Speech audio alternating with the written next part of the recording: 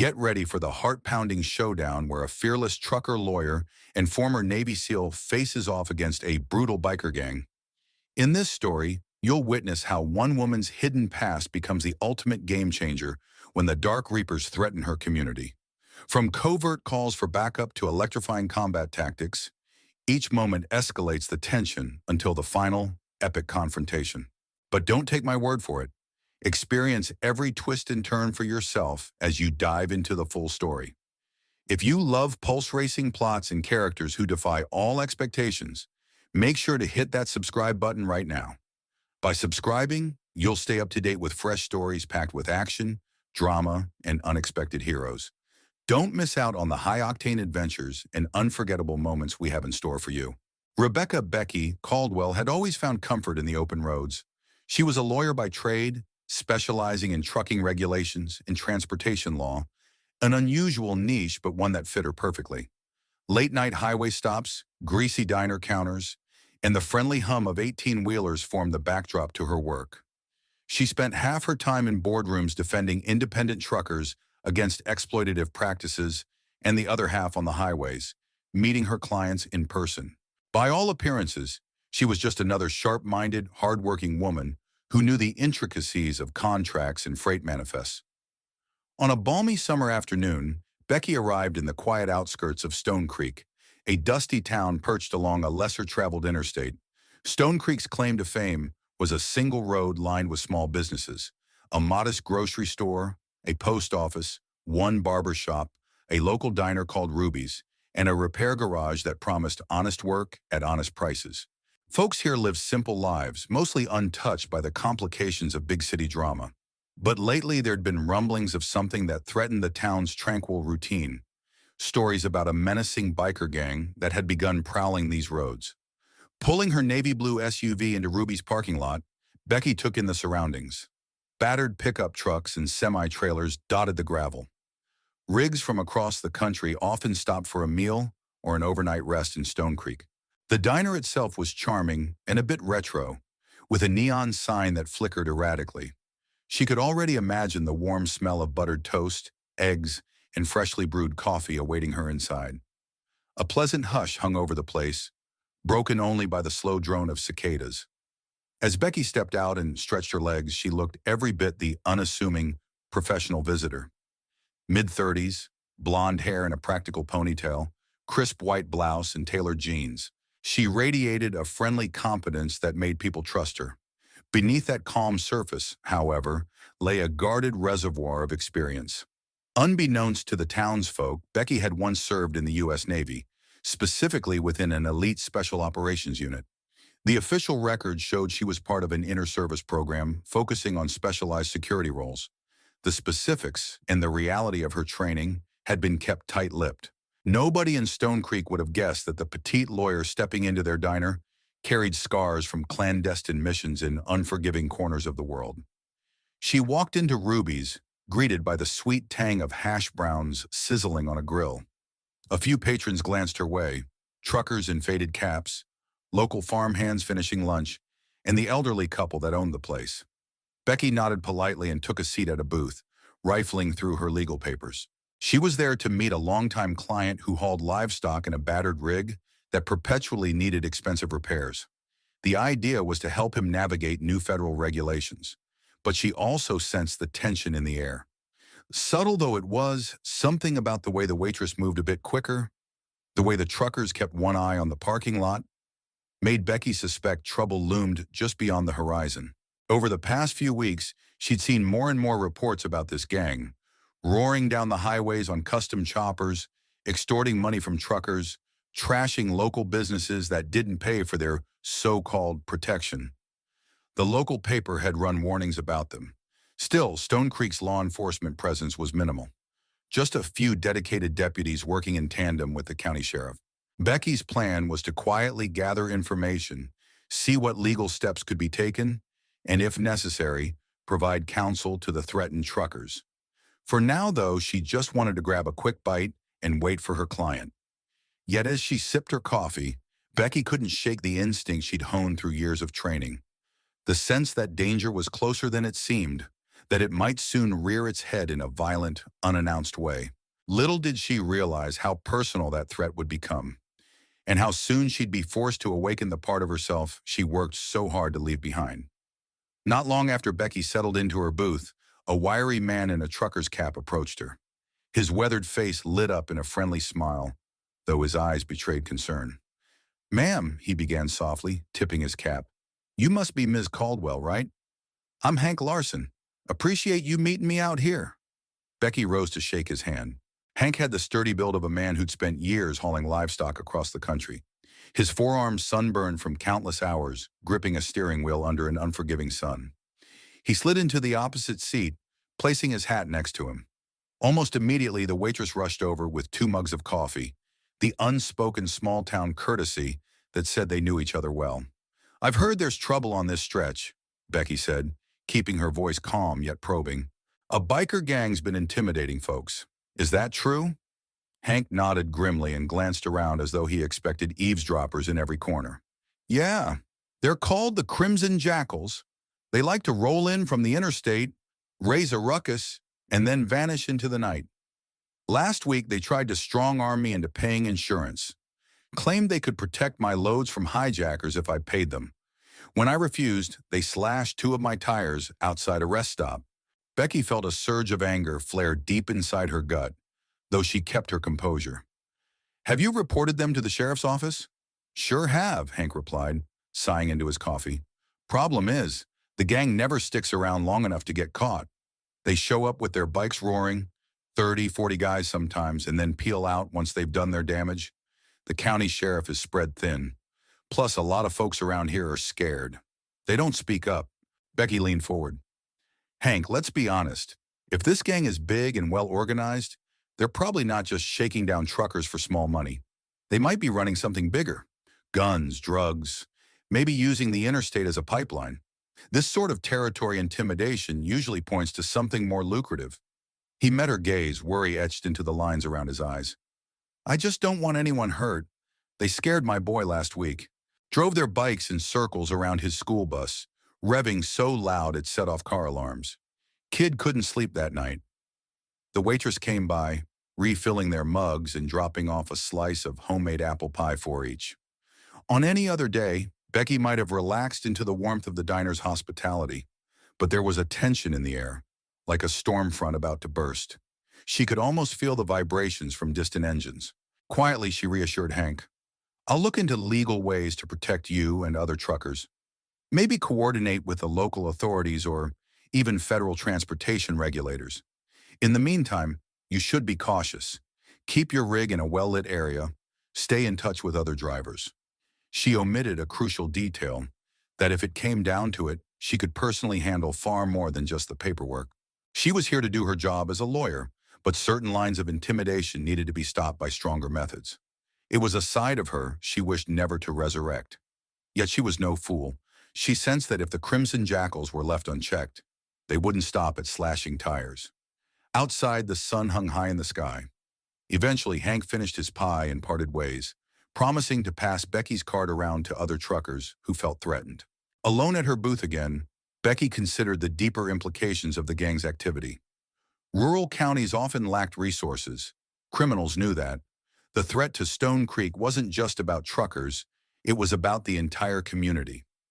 If the Crimson Jackals wanted to sink their claws into the region, they would do so with minimal opposition, unless somebody stepped up. Maybe that somebody had to be her. She glanced out the diner's large window.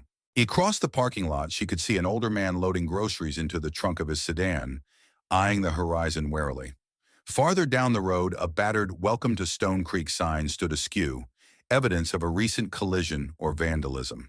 It was a picture of a place perched on the edge of trouble, seemingly small and insignificant, yet worth defending. Becky finished her coffee, left cash on the table, and walked outside. She noticed how her reflection in the diner's window betrayed not just a lawyer, but a figure cloaked in a more formidable past, one that might soon be needed in this unsuspecting town. Later that day, Becky decided to visit the county sheriff's substation, situated in a squat 1-story building near the heart of Stone Creek. The sun had started to dip toward the horizon, bathing the streets in a warm, golden glow. A gust of wind carried the scent of dry grass from the wide fields surrounding the area, creating an almost postcard-perfect view of rural America. But Becky was too focused on the crimson jackals to appreciate the scenery fully. Inside, the substation was modest. A small reception area, a handful of desks, and walls lined with missing person flyers and community announcements. She was greeted by Deputy Maria Perez, a sturdy woman with kind eyes who recognized Becky from her previous visits to the region. "Ms. Caldwell, what brings you in this evening?" Deputy Perez asked, gesturing for Becky to take a seat on a well-worn wooden bench. Becky settled down and explained in brief terms what she had learned from Hank and a few other truckers. Deputy Perez's expression hardened. "Yeah, we've been dealing with them. The Crimson Jackals. They're cunning. They move in small packs most of the time. But we've had reports of a larger gathering near an abandoned industrial site a few miles outside town. We tried patrolling the area, but the terrain is tricky, and they always seem to know when we're coming." "Any leads on their leadership?" Becky asked. Maria shrugged. "There's a man who calls himself Wolf, though nobody's sure if that's just a nickname or part of a longer alias. He's ex-military from what we hear, with a knack for strategy. Some say he's building a big operation, maybe smuggling, but there's no hard evidence yet." She paused, tapping a pen on the desk. "Look, Stone Creek's got 2 deputies on the night shift.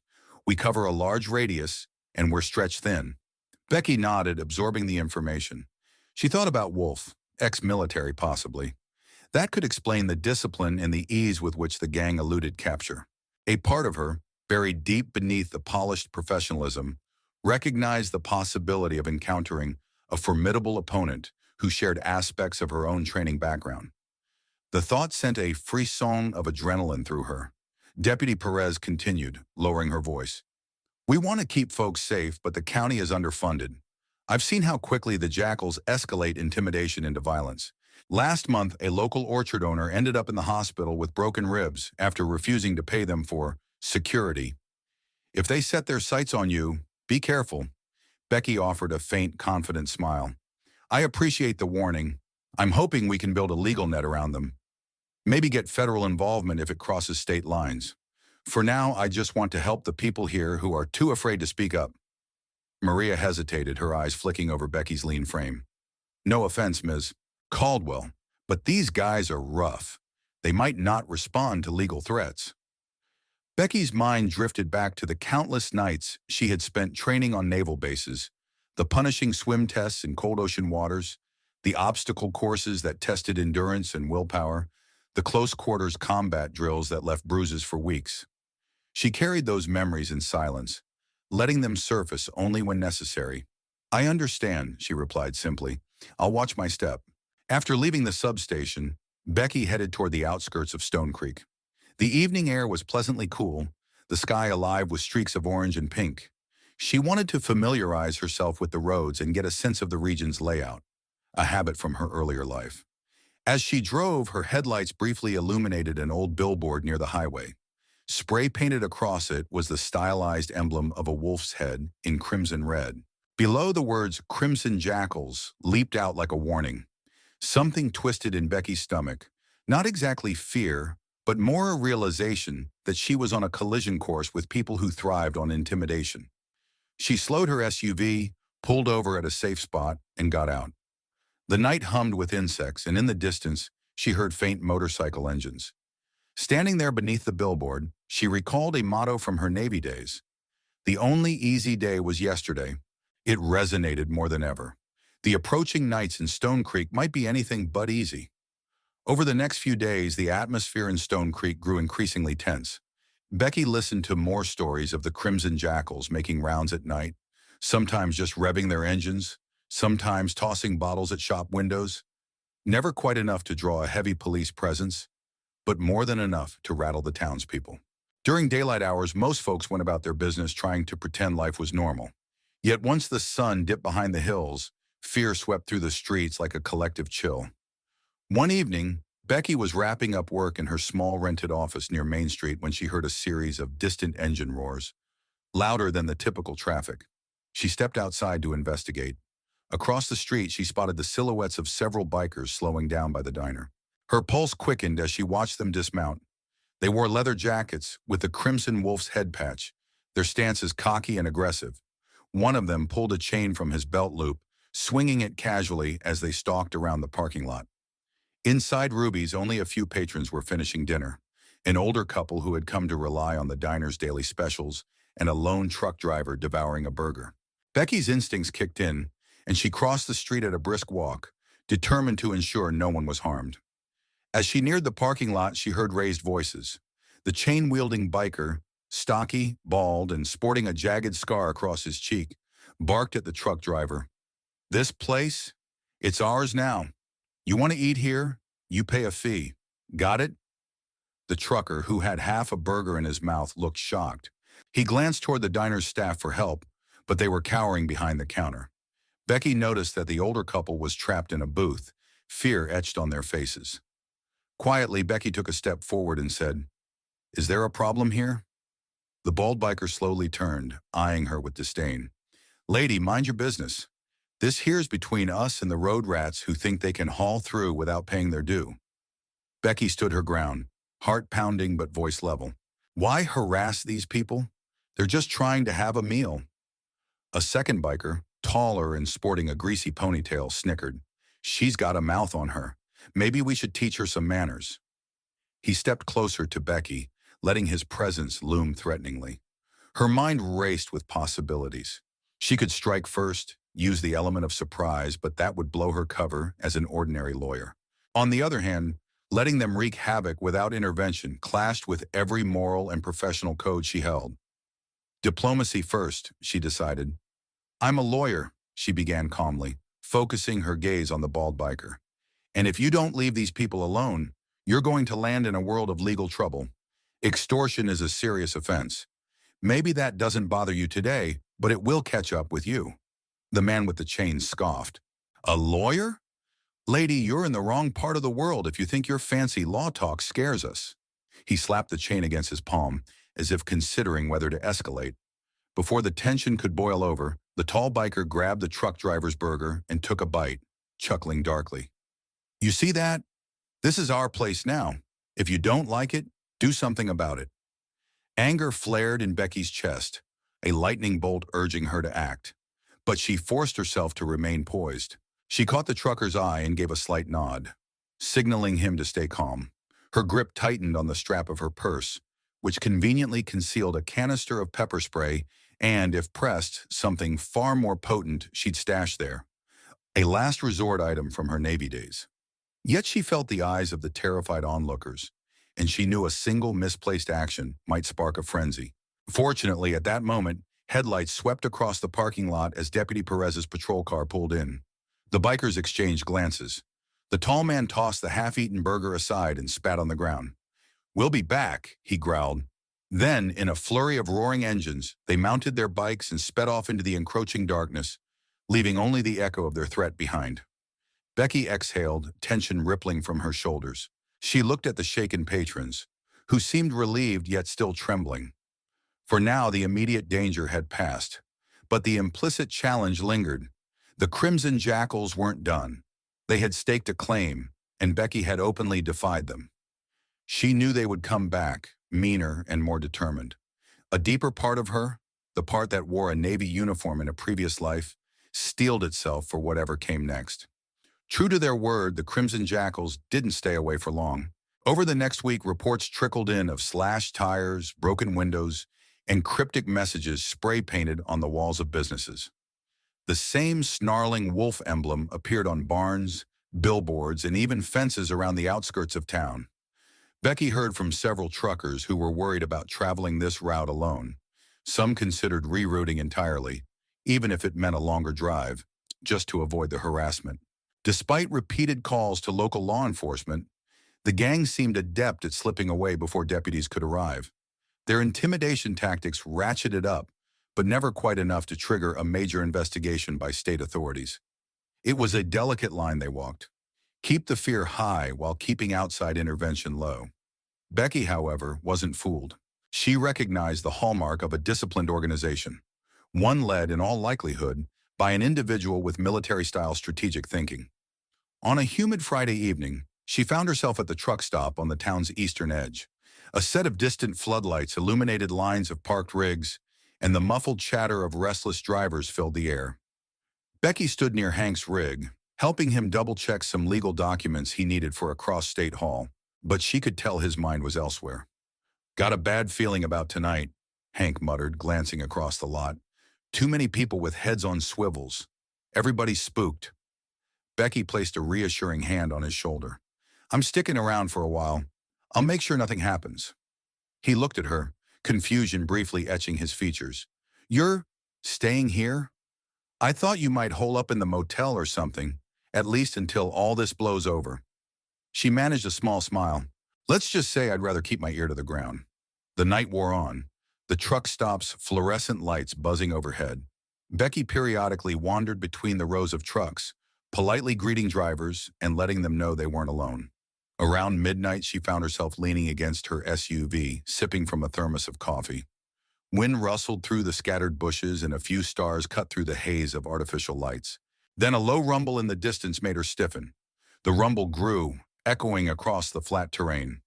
Moments later, half a dozen motorcycles roared into the parking lot, halting near the far end. Becky's pulse accelerated. Adrenaline tingled through her limbs. She recognized the leather jackets, the patches. This time the group was smaller, perhaps a scouting party or an advance squad, but they looked no less dangerous. One of them, a lanky rider with a flaming skull painted on his helmet, killed his engine and surveyed the area. Spotting Hank's rig, he gestured to the others. 3 of them dismounted, casually brandishing weapons, metal rods, a chain, maybe a knife or two. Becky quietly slid her thermos onto the hood of her SUV. She lowered her stance without being too obvious, scanning for cover, for potential lines of retreat or approach. Old habits died hard. She was already calculating angles and possible outcomes. She could shout to alert everyone, but that might cause a stampede of scared truckers. Instead, she walked calmly toward the bikers, hoping her presence would be enough of a deterrent.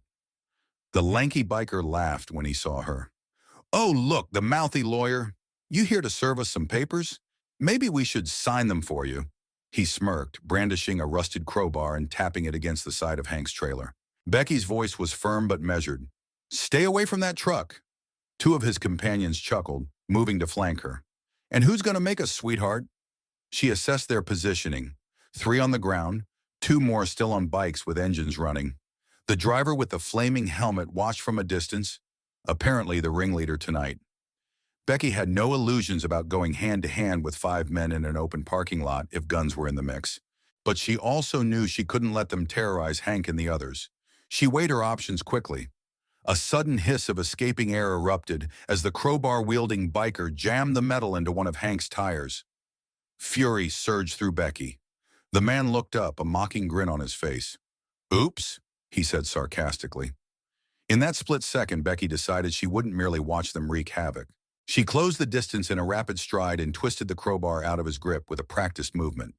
Before the biker could react, she hooked his arm and used his own momentum to send him sprawling onto the gravel. The element of surprise was brief but effective. One of the other bikers lunged, swinging a chain. Becky sidestepped, letting the chain whip harmlessly past, then landed an open palm strike to his chest. She pivoted to face the third, who hesitated. It was just enough hesitation for a group of startled truckers to come running, Hank among them. The 2 bikers, still astride their motorcycles, revved their engines in agitation, unsure whether to attack or retreat. The one on the ground scurried backward, cursing. The man with the chain pulled himself up, eyes flashing with anger, but also with something new: caution. He'd not expected this level of resistance from a petite blonde. Before another blow could land, the roar of a patrol car siren cut through the night. The Crimson Jackals exchanged glances, then raced back to their bikes. All 5 peeled out, their engines snarling into the darkness. Becky stood there, breathing heavily, knuckles slightly bruised. Hank stared at her in amazement. A few other truckers mumbled in astonishment. The lawyer had single-handedly faced down 3 armed men. She looked back at the flattened tire, feeling a surge of guilt. She was there to protect folks, but she also knew that any confrontation that revealed her skills might put a target squarely on her back. And if the rumors were true about the gang's leadership, they weren't done yet. The story of Becky disarming those bikers traveled around Stone Creek like wildfire. Some hailed her as a local hero. Others whispered their skepticism. How could a simple truck lawyer fend off multiple gang members? Rumors circulated that she might have had training, but no one knew for certain. Becky tried to keep a low profile, focusing on legal strategies to help the town and the truckers. Yet she understood that the Crimson Jackals would not take the defeat lightly. She crossed a line in their eyes. That line became painfully clear 2 nights later.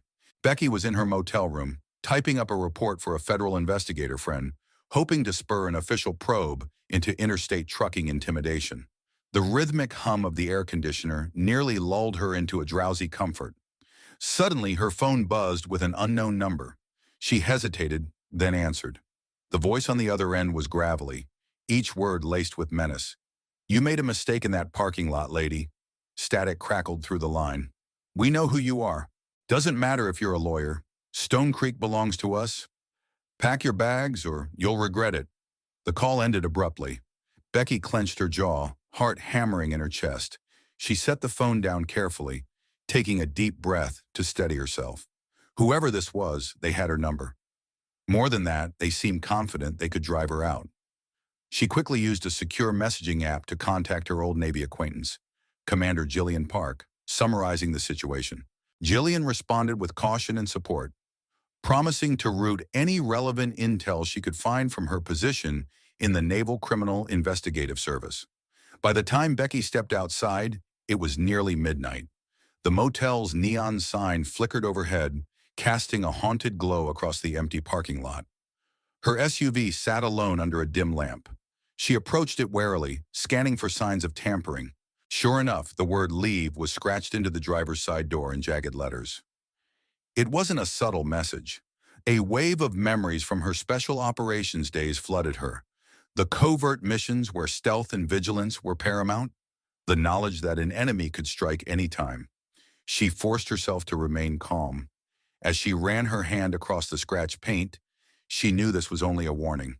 The next encounter might be worse. Instead of backing down, Becky decided to go on the offensive. At dawn, she drove to a secluded location on the edge of Stone Creek, a lush area of farmland peppered with abandoned sheds and grain silos. She spent hours scouting vantage points, noting potential choke points on the local roads. She mentally mapped places where the bikers might hide in large numbers. Her training allowed her to see the terrain in a tactical light, evaluating it as though it were a battlefield. Afterwards, she visited local businesses, encouraging them to come together and form a united front. Some were receptive, grateful for any support. Others were too frightened, worried about retaliation. Becky reassured them that the law could protect them, though she knew deep down that legal remedies often moved too slowly against well-armed aggressors. If push came to shove, she was determined to use every resource at her disposal, within or outside the bounds of conventional legal strategy.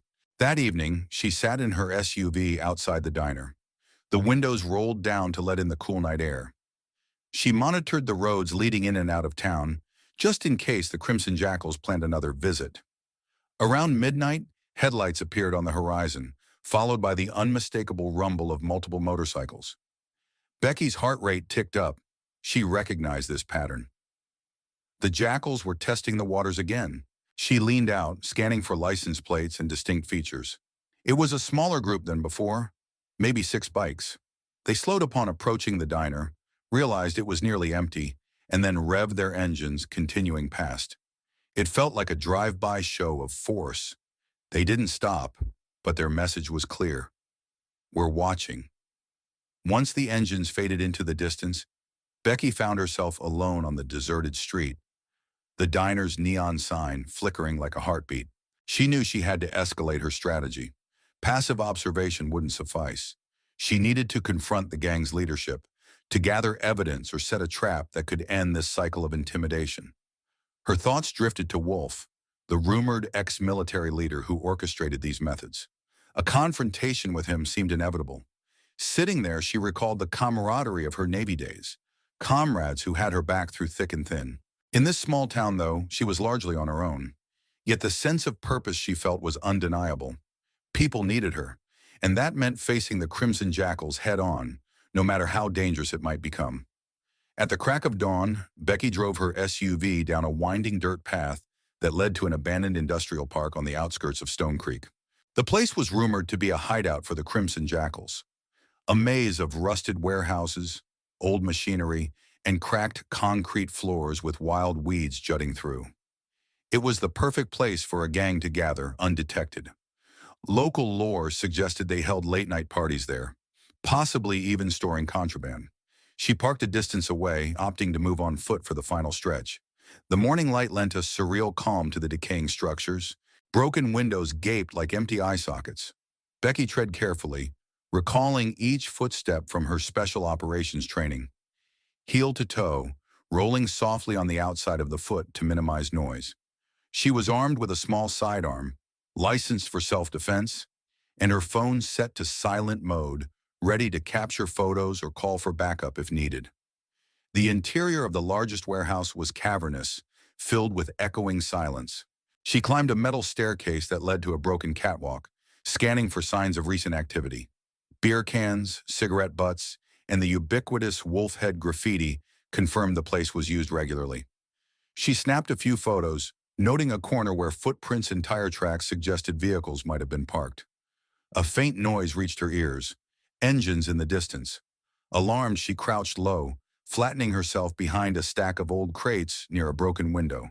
Through the shattered glass, she spotted a convoy of motorcycles approaching, at least a dozen. Fear and excitement surged in equal measure. She couldn't leave now without being seen. Her best option was to hide and hope to gather intel. The gang rolled into the courtyard, dust pluming around them. Becky recognized the tall biker from the diner confrontation and the lanky one from the truck stop. At the center of the group stood a figure wearing a black leather vest adorned with medals and patches. A man with short, military-style hair, a stern face, and a presence that radiated authority. That had to be Wolf. He barked orders, and the bikers gathered in a loose circle. Becky strained her ears, trying to pick out fragments of conversation. Phrases like, next shipment, weapons run, and keep the sheriff off our back floated up. Her suspicions that the Crimson Jackals were involved in serious crimes, not just petty extortion, seemed confirmed.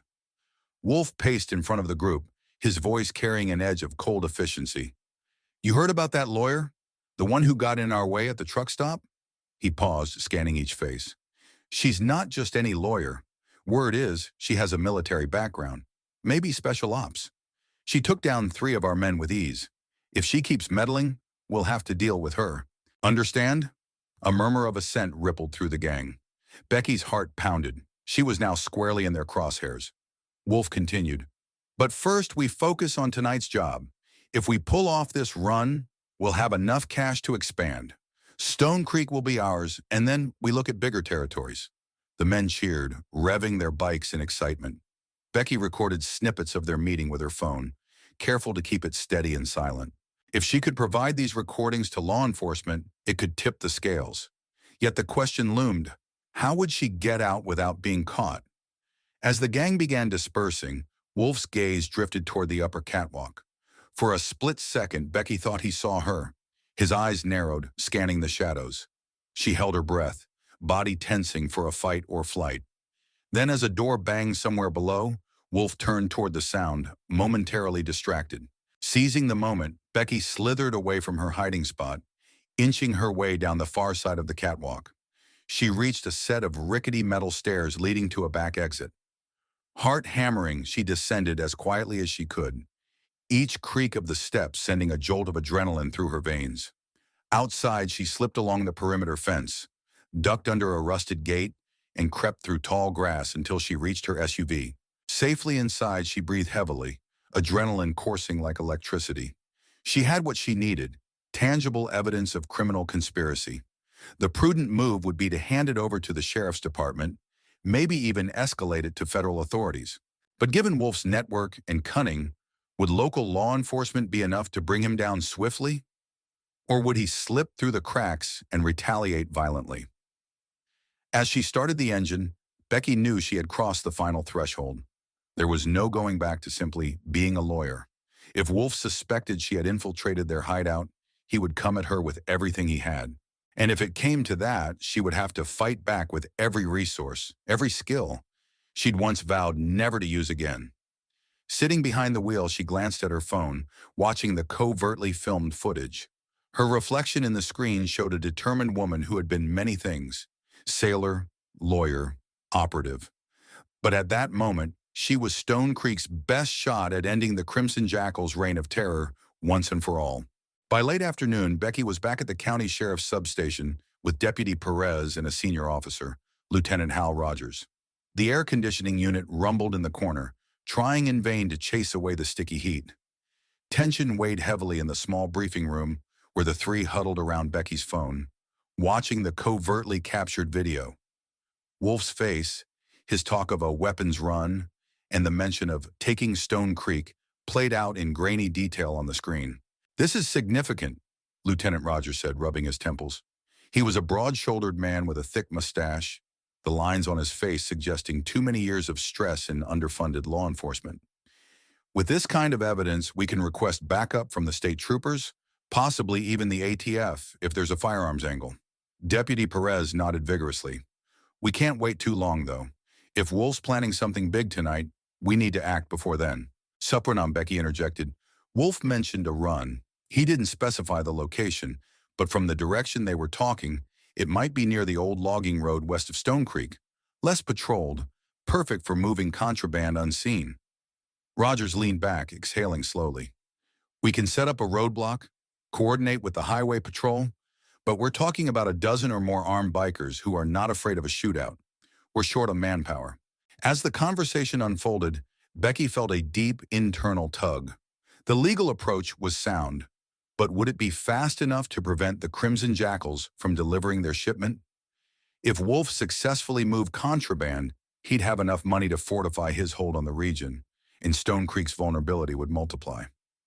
"I'll help," she offered quietly. Rogers gave her a skeptical look. "You're not a sworn officer, Ms. Caldwell. We can't deputize you just because you're handy in a fight." Becky met his gaze steadily. "You saw the video. If Wolf suspects I filmed that, he might come after me tonight anyway. Might as well let me assist, so at least we're controlling the situation." Deputy Perez glanced at Rogers, then back to Becky. "We could use an extra set of eyes, especially someone who knows the roads. But let's be real. We have to keep you safe too." A plan coalesced. Rogers would pull what resources he could from the neighboring county and coordinate a sting operation along the logging road. They'd position unmarked patrol cars at various choke points, hoping to catch the Crimson Jackals in the act of transporting illegal goods. Becky's role would be to remain in the area, but not on the front lines. She'd feed intel from a vantage point or safe distance. By dusk, Becky found herself parked near the logging road in an unassuming sedan borrowed from the sheriff's office. Her SUV was too recognizable. She wore dark, practical clothing and carried a compact radio. Through the windshield, she watched the towering pines and the winding dirt track that disappeared into the forest. The air was thick with the scent of pine sap and damp earth. Mosquitoes flitted against the side mirrors. The sting operation was set. Deputies lay in wait, scattered among the trees. Radios turned to low volume. Becky kept her eyes trained on the road's entrance, adrenaline thrumming in her veins. She thought about her old missions, the nighttime raids in foreign lands. This felt eerily similar, except now the battlefield was an American backcountry road, and her goal was to protect a small town, not topple an insurgent cell. After what felt like an eternity, the distant growl of motorcycle engines cut through the night. Headlights appeared, bobbing along the rough road. Becky keyed her radio softly. Eyes on target, approximately 8 bikes, possibly more behind them. A hush descended as the bikers drew closer, their silhouettes merging into a single menacing line of chrome and leather. Then, like a choreographed dance, the sting operation commenced. 2 unmarked police SUVs roared onto the road, lights flashing to block the gang's path. Deputies emerged from the forest, weapons drawn, shouting commands. For a split second, Becky thought the gang might surrender, but Wolf's distinctive voice rang out. An order. The bikers gunned their engines in a desperate attempt to break through the blockade. Guns flashed, the crack of gunfire echoed among the pines. Sparks flew as bullets ricocheted off metal. "Shots fired! Shots fired!" Deputy Perez's voice blared over the radio, tense but controlled. Becky clenched the steering wheel, heart pounding. She saw one biker slump off his ride, tackled by deputies. Another careened into a ditch. Wolf at the front skidded dangerously, then swerved off the main road to an old logging track that branched deeper into the forest. Two more bikers followed him, engines screaming. In the chaos, Becky realized Wolf might escape. If he did, the threat to Stone Creek would persist. She revved the borrowed sedan and lurched into motion, forging her own path. Dodging the main confrontation, she navigated the sidetrack, the tires kicking up dirt and gravel. Her radio crackled. "Caldwell, stand down! That's not your job!" Rogers barked. She pressed the transmit button. "Wolf is getting away with at least 2 men. I can keep eyes on him until you get backup." Before Rogers could reply, Becky pushed the car deeper into the forest, following the faint glow of taillights bouncing through the trees. Tension coiled in her chest. She was no stranger to chasing dangerous criminals, but this time she was effectively going rogue in a civilian capacity. If Wolf wanted to fight, the advantage lay with him. Still, she couldn't let him vanish into the night with the illicit cargo and the means to perpetuate terror. Her mind cycled through tactical possibilities. If she could just track him, maybe corner him, or keep him in sight until law enforcement arrived. A tight turn in the road forced her to slow abruptly. Ahead, the forest canopy opened up, revealing Wolf and his 2 companions waiting near the flickering headlights of their bikes. Becky inhaled sharply. The final showdown had arrived, and she was alone. She gently pressed the brakes, scanning her surroundings for any advantage. She realized that the next few minutes could decide not only her fate, but the future of Stone Creek itself. Marianne stood outside her compact RV, the crisp night air brushing across her face as she inspected the worn, pitted asphalt of the old truck stop. The neon sign above flickered, throwing distorted reflections against her polished rig. Earlier in the day, she had laid low, pretending her only concern was a stack of overdue client forms and the next long haul to keep her livelihood afloat. Yet beneath the surface, she was fully alert. She had clocked the restless figures of the Dark Reapers skulking around, counting their numbers, noting the bulge of sidearms beneath their leather jackets. Across the parking lot, one of the bikers idly kicked at a metal drum, sending a hollow clang into the darkness, while another swung a chain menacingly, his eyes always drifting in Marianne's direction. She knew precisely what they were doing: intimidation tactics. It was a dance she had observed too many times to be rattled. Inside her RV, half buried under old shipping manifests, was a tattered metal footlocker. She had deliberated earlier about opening it. That footlocker was her silent reminder of years she had left behind. A repository of old dog tags, a carefully folded dress uniform, and top-tier gear she'd never wanted to see again. Yet the moment these bikers decided to threaten the very people she'd come to see as her extended family, mechanics, waitresses, and fellow truckers, Marianne realized her old life might be the only solution to the threat at hand. The code she once lived by demanded she protect those who needed it most. Her lawyer instincts, honed through a different form of battle, told her to gather evidence meticulously. She had been collecting details on each Dark Reaper she encountered. The design of the snake tattoos snaking up their arms, the precise patches sewn onto their vests, the specific threats they spewed at terrified onlookers. But more important than that was her unwavering internal readiness. She found herself mentally rehearsing close-quarters combat stances, recalling small unit tactics she swore never to think about again. Each memory flickered across her mind like a film reel, reminding her that she was equipped for more than paperwork and trucking licenses.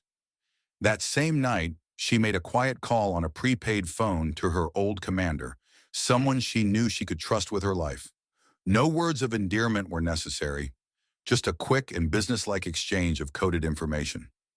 By the time Marianne ended the call, her heart pounded with adrenaline.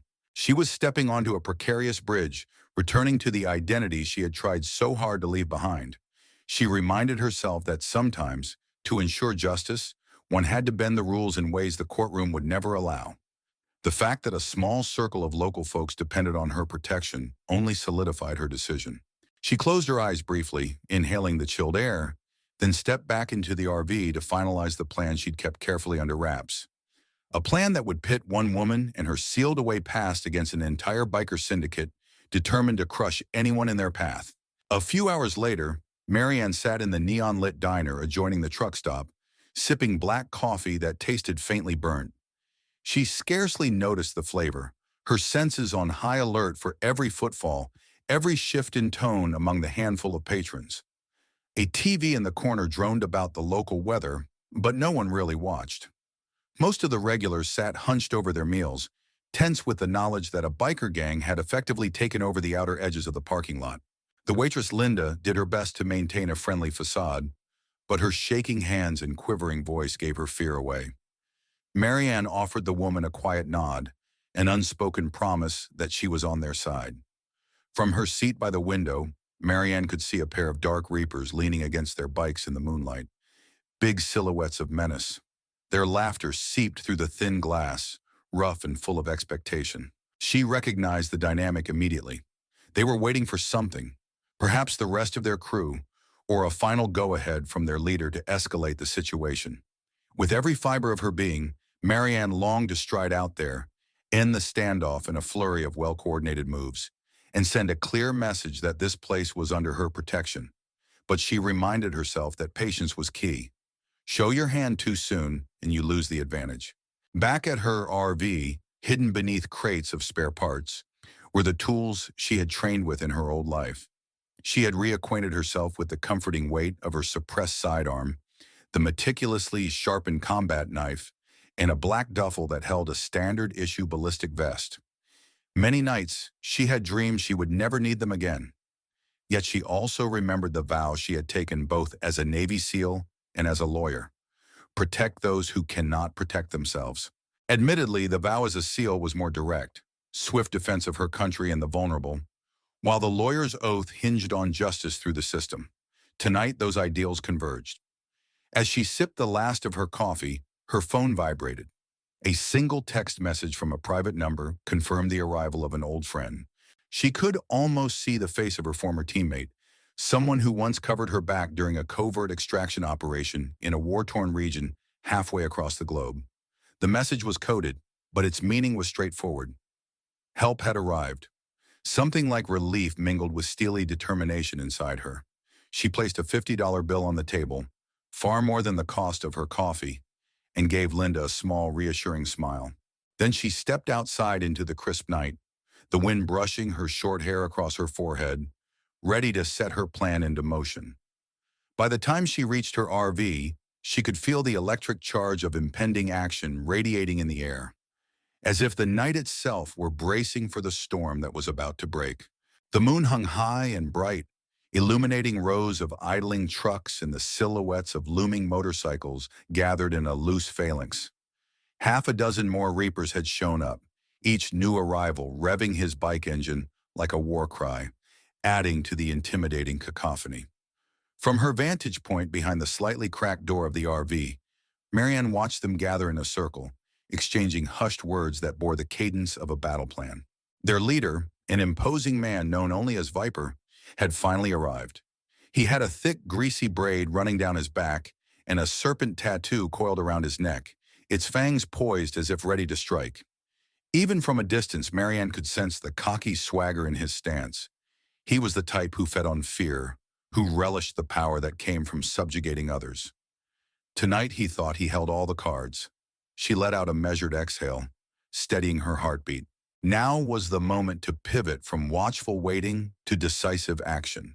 She carefully strapped on her vest beneath a dark hoodie, making sure the ballistic plates were seated snugly. There would be no margin for error. Her sidearm found its place in a concealed holster at her rib cage. With a final tap on her phone's screen, she sent a silent alert to her arriving ally. Their plan was simple in theory but fraught with risk. Marianne would draw out the gang's aggression while her friend, an equally skilled ex-SEAL by the name of Kane, would isolate Viper from the rest. Divide and conquer, an old tactic, but brutally effective when executed by professionals.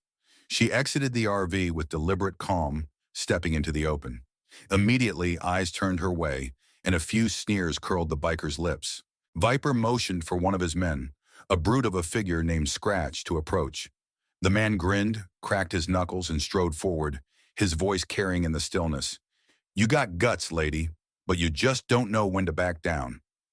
Marianne kept her hands loose at her sides, mindful of the tension in her thighs, ready to burst into motion. I suggest you and your friends ride off, she said quietly, her tone even. This isn't going to go how you think. Before Scratch could spew more threats, a sudden clatter echoed from behind the nearest set of trucks. Heads swiveled to see what caused the commotion, and in that fraction of distraction, Marianne acted. Her hand darted inside her hoodie, drawing the sidearm smoothly. She didn't fire, but she leveled it right at Scratch's chest. He froze, confusion and anger warring on his face. In that same heartbeat, a blurred figure emerged from behind the trucks. Kane, moving with the silent grace of a predator. His presence was unexpected by the gang, and he wasted no time subduing two bikers who tried to lunge at him. Chaos erupted in the parking lot as Reapers scrambled for their own weapons, cursing in shock at the abrupt reversal of fortunes.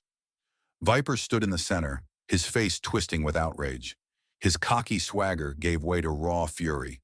For the first time, the unstoppable force of his gang met an immovable object, and the reality of Marianne's hidden competence began to dawn on him. The circle of dark Reapers broke, and the once peaceful truck stop transformed into a battleground. Yet even in the midst of chaos, Marianne's voice cut through, firm and resonant. Stand down, or this ends very badly for you. For a frozen second, the entire scene was pure tension. Bikers hesitating with twitching fingers near triggers, Marianne aiming her pistol with the steadiness of unshakable training, and Kane crouched low, eyes scanning for any opening to strike. Then all at once, the night exploded into motion.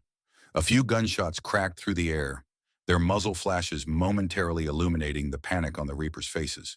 Marianne dropped behind a concrete barrier, her vest absorbing the dull thud of a round that clipped her shoulder.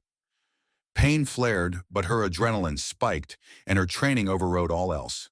She returned controlled fire, shattering the chain of one attacker's motorcycle and sending sparks flying as the bike collapsed onto its side.